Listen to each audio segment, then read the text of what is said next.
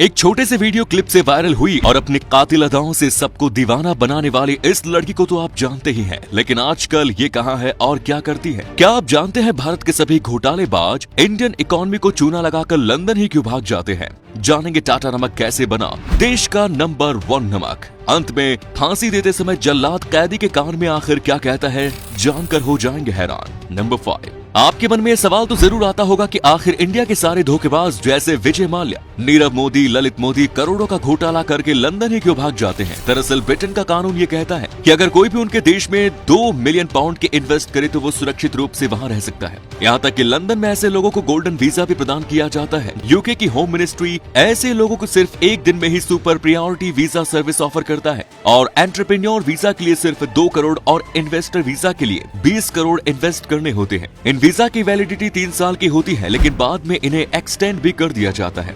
दोस्तों, इनके अलावा भी ऐसे धोखेबाजों का लंदन में बसने का सबसे बड़ा कारण वहाँ के सख्त मानवाधिकार नियम है। सभी अदालतों से निकलने के बाद ऐसे ठगों पर लगे 4 यूरोपीय मानवाधिकार न्यायालय में पेश होते हैं और अगर ब्रिटेन की मानवाधिकार कोर्ट को ऐसा लगता है कि इन लोगों को उनके देशों को सौंप दिया गया तो उनको सख्त से सख्त सजा दी जाएगी या मौत की सजा दी जाएगी, तब ब्रिटेन उसे वापस करने से मना कर देता है और ऐसे फ्रॉड लोग इन सब कानूनों को बड़े अच्छे से जानकर इसका पूरा लाभ उठाते हैं।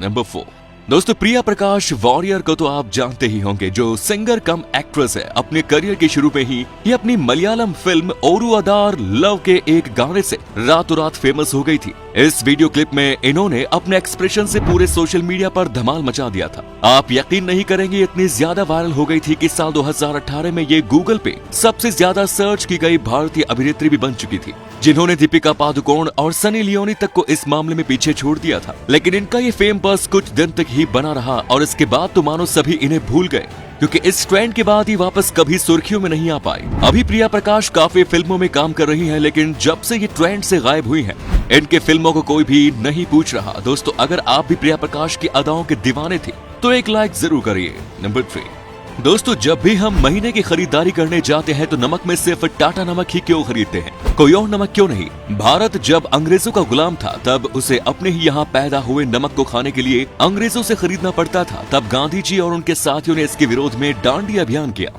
और अंग्रेजों का विरोध करते हुए खुद के हाथों से ही नमक बनाया। आजादी के बाद भी ऐसे ही समंदर के पानी को सुखाकर उससे नमक बनाया जा रहा, लेकिन उसमें प्यूरिफिकेशन का जरा भी ख्याल नहीं रखा जाता था। और फिर 70 के दशक में ये बात सामने आई कि आयोडीन की कमी के कारण भारी मात्रा में लोगों को घेंगा जैसी बीमारियां हो रही हैं। जब ये बात टाटा के सामने आई तब उन्होंने 1983 में टाटा केमिकल्स के नाम से देश का पहला आयोडीन युक्त नमक की फैक्ट्री स्टार्ट की, जिसकी खास बात थी कि यहाँ नमक को प्यूरिफाई करके उसमें सटीक मात्रा में आयोडीन को मिलाया जाता था और धीरे धीरे लोगों में आयोडीन की कमी दूर होने लगी और तब से लेकर आज तक टाटा नमक ने पूरे देशवासियों का भरोसा जीत लिया और बन गया देश का नंबर 1 नमक। दोस्तों, अगर आप भी देश का नमक टाटा नमक ही इस्तेमाल करते हैं तो एक लाइक जरूर करें। नंबर 2, हमने अक्सर फिल्मों में या टीवी शोज में ये देखा है, जब किसी कैदी को फांसी दी जाती है तो फांसी देने से पहले जल्लाद उसके कानों में कुछ कहता है, लेकिन आखिर जल्लाद क्या कहता है? दोस्तों, जल्लाद फांसी से पहले कैदी के मुंह पर काला कपड़ा डालकर उसके गले में फांसी का फंदा पहनाता है और फांसी देने से ठीक पहले कैदी के पास से जाकर उसके कानों में कहता है,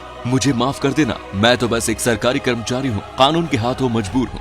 इसके बाद अगर वो कैदी हिंदू है तो जल्लाद उसे राम राम कहता है और अगर वो कैदी मुस्लिम है तो उसे आखिरी बार के लिए सलाम करता है और उसके बाद लिवर खींच देता है, जिसके बाद उस कैदी की मौत हो जाती है। दोस्तों, अगर आपने ये फैक्ट पहली बार सुना है तो एक लाइक जरूर कर दीजिए। नंबर 1, शायद ही आपको पता हो कि हॉलीवुड के जाने माने सुपरस्टार और pirates of the Caribbean movie से फेमस हुए जॉनी डेप एक समय बैंक करप्ट हो चुके थे। दोस्तों, जॉनी डेप ने अपने करियर में 5000 करोड़ों की कमाई की, लेकिन साल 2017 में अपने ज्यादा खर्च की आदत के चलते उन्हें अपने सारे पैसे गंवाने पड़े। उन्होंने अपने सारे पैसे अपने स्टाफ की salary, wine, art, private jet, private island में उड़ा दिए और एक वक्त ऐसा आया जब उनके पास अपनी लाइफस्टाइल को मेंटेन करने के लिए भी पैसे नहीं बचे। फिलहाल अभी तो जॉनी ने वापस पैसे कमा लिए हैं, लेकिन दोस्तों, जॉनी डेप की इस स्टोरी से हमें एक सीख तो मिलती है कि पैसे को हर कोई कमा लेता है, पर उन पैसों को संभालना हर किसी के बस की बात नहीं।